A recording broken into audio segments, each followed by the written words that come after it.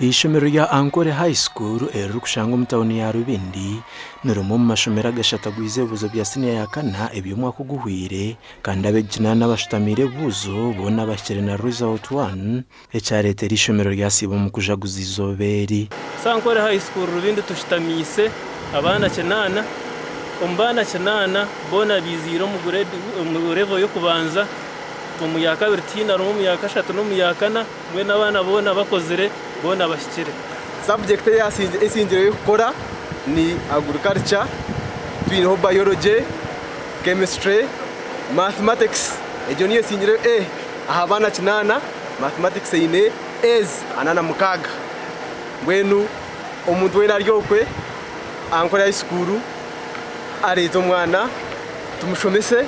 Patrick Barugahare or director w'ishomereri yasima abazirabo kubaha abana kandi n'abashabangu babongere n'abandi nabo bashyira higuru.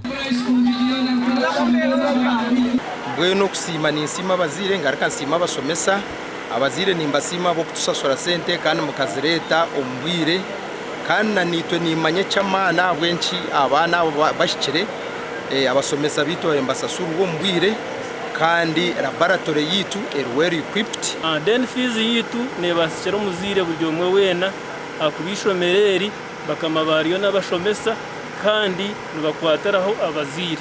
Abahona nabwe bayitorore town ya Rubindi barukwesima ubwo amashomero wagari ya higuru. Shimire abazire yakajya munonda gisima abazire ba Rubindi n'abazire bono munsi yono mu kuri no kwesima kwinji kujya mu mituntu basokiza goraje ndiko abantu bakozura abana cyane kwizo mu result bamwe icyo cyoreka ngo next year ndio tubasokiza kufuna abandi bana akacenda.